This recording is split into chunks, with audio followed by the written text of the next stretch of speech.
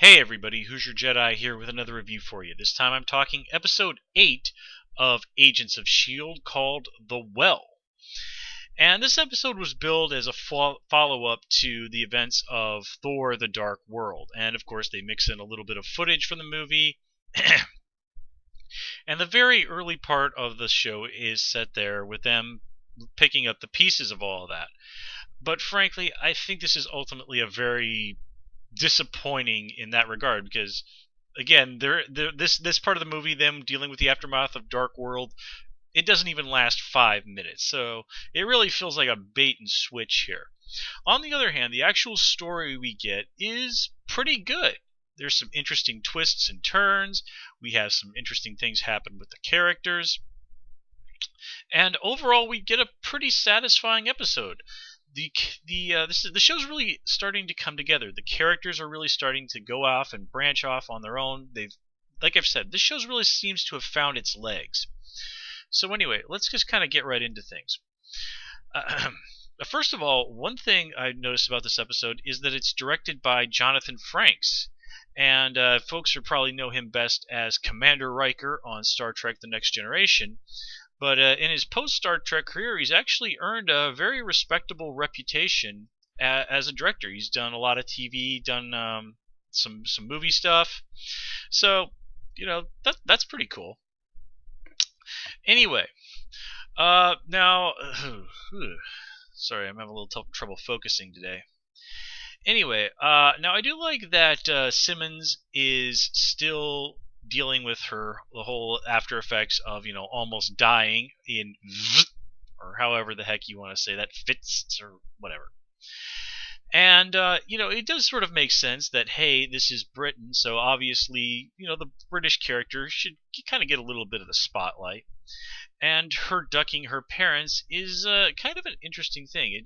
She doesn't want her parents to worry. She doesn't want to have to really lay it out there that for them just how dangerous her life is. And of course that's understandable. We don't want the people in our lives to worry about us. But at the end of the day, what Fitz is doing is running away. She's running away from having to deal with something difficult in her life. And that's something that we all do.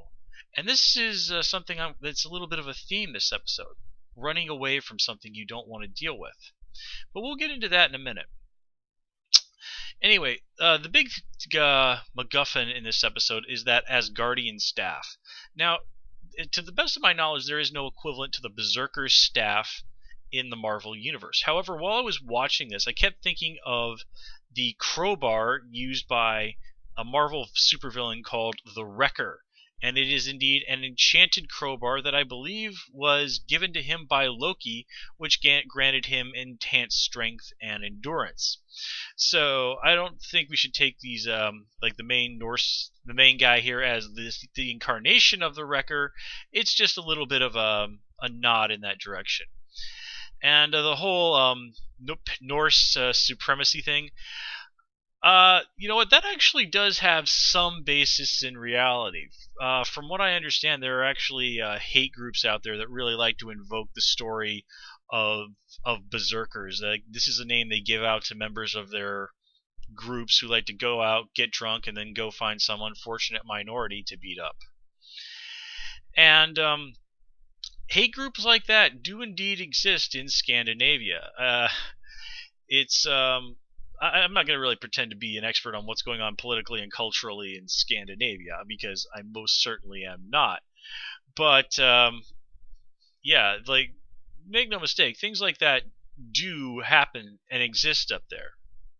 Now, granted, it's of course an extreme minority, just like it is in America and, you know, other places where you have people like that, but they're so small that it's just such a tiny population. Anyway, I do have to say though that them starting that riot in Oslo and, you know, kind of building this little army of you know, souped up you know, hate group people, that's actually pretty interesting as a plot development. And of course, if it's been the comics, they've probably gone a lot further with it than they did, but 1-hour TV show with a TV budget, so we take what we can get. And these guys must be awfully resourceful for, a hate group with probably a very limited number of members, because even though the S.H.I.E.L.D. in the early part of this episode identifies the two ringleaders, these guys have no trouble bouncing around Europe. S.H.I.E.L.D., maybe you should have put these guys on some sort of airport watch list or something. Or at least, like, if they see them, if their passports get used somewhere, maybe somebody should give you a call?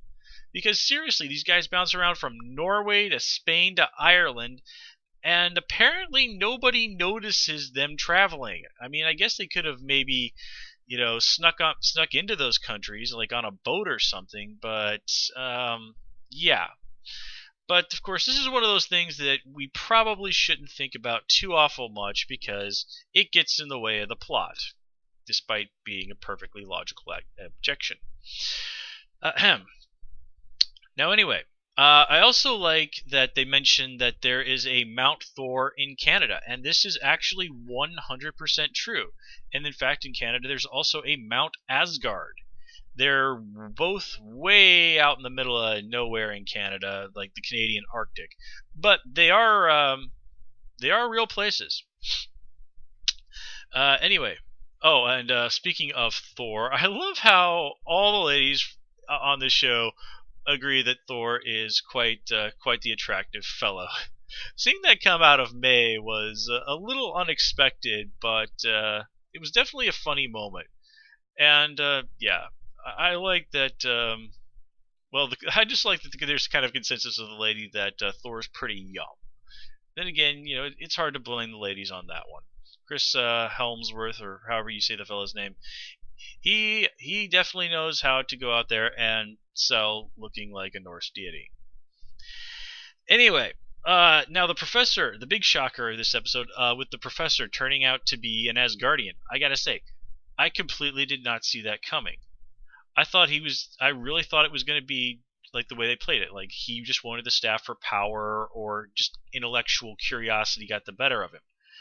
But him turning out to be just this run-of-the-mill Asgardian, not one of these royals like Loki and Thor, who just simply wanted to have a better life on Earth, who was happier here than literally breaking rocks up in Asgard.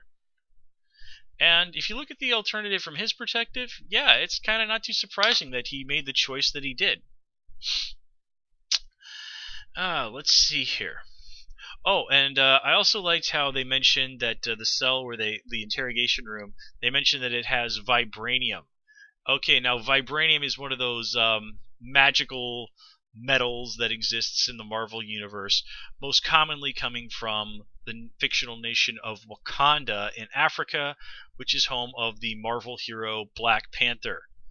And yeah, I would so love for Agents of S.H.I.E.L.D. to go to Wakanda at some point, because Black Panther is a very, very cool character, and it would really be nice to see a more direct reference to him.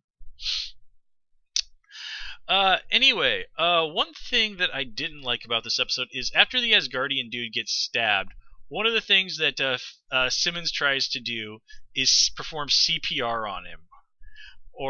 And I took a first aid class in college, right? And one of the things they make very clear to you is if somebody has been stabbed, you don't perform CPR on them, because guess what? You're just going to make the blood squirt out of them even more. Now, granted, Simmons is not an actual doctor, but she has enough medical training that she basically fulfills that role. And if I know this from First Aid 101, there's no way in the world that she should not know that. I mean, this is one of those things that I really, really hate it when I see it on TV, because, it's not that so much that it's just basically this should really be common sense. This is not something that really should take actual medical training to any real degree to realize is stupid. And yet, characters who should know better do it. Ugh. if you're a regular viewer of my reviews, you heard me complain about exactly this on an episode of Young Justice, where it was Robin, I believe it was, that did this, or Nightwing, I should say. Anyway, getting back to the show, with the flashbacks in regards to Ward. Now, when I was watching that, at first I was thinking, like, okay, the kid who's actually in the well is way too young to be Ward. Yeah, it makes sense if he was the older kid. So I kind of like, well, maybe somehow I'm misjudging this kid's age, because I'm bad at figuring out kids' ages, and that's his brother, the brother that had bullied him, and he's like had done this to him. I'm like, no way, that's it. And about halfway through the episode, it dawned on me, like, well, what if this really was Ward that had thrown his younger brother down the well, and for some reason. But when we finally learned, it's like, no, Ward's older brother made him throw the younger brother down there under the threat of throwing Ward himself down there. I was like, okay. I kind of felt dumb for not considering that first. But this ultimately leads to this really interesting conversation that Ward has with ultimately Coulson, about how this is the stuff that the staff brought out of him. The light shined on his darkest memories. And Ward says that he deals with this by basically taking that part of himself, those memories, and locking them away. And after May, gets the staff and is able to, not lose herself to it, he asks her, how do you live with that part of yourself? And she says, well, I see those things every day. And here's the real difference. And this goes back to what I said about how Simmons was running away from wanting to talk to talking to her parents. As brave as he is, at the end of the day, Ward is running away. Ward is running away from those bad memories. Ward is running away from that choice that he made, from that aspect of himself. He puts it away, puts it in this box, and locks it away in his heart, and he just doesn't touch it. Or at least he tries not to. But here's the thing. In doing that, Ward is ultimately allowing his fear and his shame of those memories to control him. And if you really stop and think about it, and if you look around at the world, it's amazing how much of our lives is all about being ruled by our fears. Our fear that we don't talk to that person that we're interested in because we fear rejection. We don't stand up for something that is right because we fear being ostracized by the person that we would disagree with. We fear taking a chance because we fear failure. Seriously, if you stop and think about it, so much of our lives is about being ruled by our own fears. Our fears that hold us back from doing things. Sure, we'll make mistakes. Sure, we'll fail. Sure, we'll fall flat on our faces. Sure, we'll probably embarrass ourselves sometimes.